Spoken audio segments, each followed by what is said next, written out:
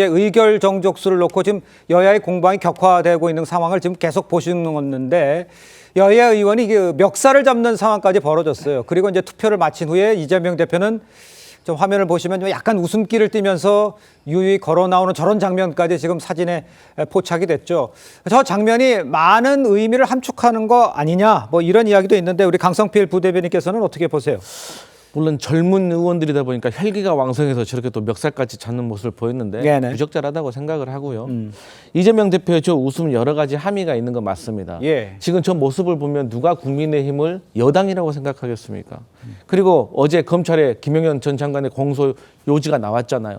그런 사실을 듣고서도 지금 국민의힘에서 이재명 대표가 만약 조기 대선이 열리면은 대통령 된 것을 막기 위해 그것만은 막아야 된다라는 그 의지 하나로 지금 이 사단을 벌이는 것은 너무 국민들께 조성한 모습 아닐까?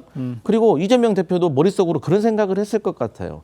그러니까 국민의힘은 헌법재판소의 주석서 653페이지까지만 읽은 것 같아요. 654페이지 그 다음 장을 보면은요. 본래 직무 사유에 대해서는 본래 신분에 탄핵할 수 있다고 나와 있습니다.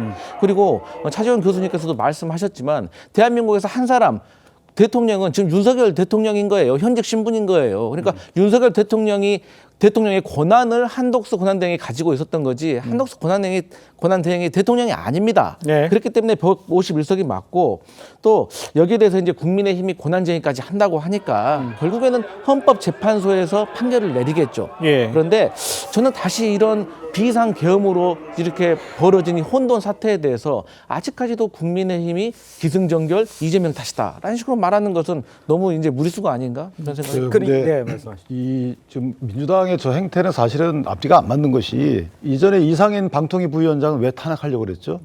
그 권한대행이기 때문에 탄핵한다는 거였잖아요. 근데 방통위 부위원장에 대해서는 탄핵 범죄 규정 자체가 없어요. 방통위 위원장만 있거든요. 예. 그런데 권한대행이기 때문에 탄핵이 가능하다 이렇게 얘기했단 말이에요.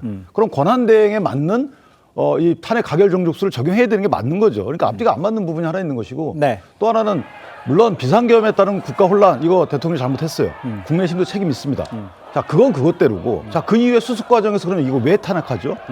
총리 같은 경우에 뭐 잘못한 게 있습니까?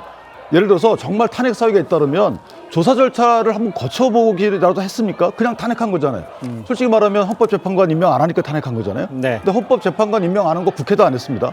10월 17일 날 세 분이 임기 만료 이후에 약 2달간 국회도 안 했어요. 그럼 국회도 탄핵해야 되는 건가요? 예. 저는 이런 그 뭔가 어떤 정치적 혼란을 수습해가는 과정에서 또 혼란을 가중시키는 반헌법적 어떤 조치들 때문에 저희가 비판하는 거고 예. 마지막으로 이재명 대표께서 이렇게 나오시면서 웃음을 짓는 모습은 이 사태로 인해서 득보는 분은 사실 이재명 대표뿐이 없는 거죠.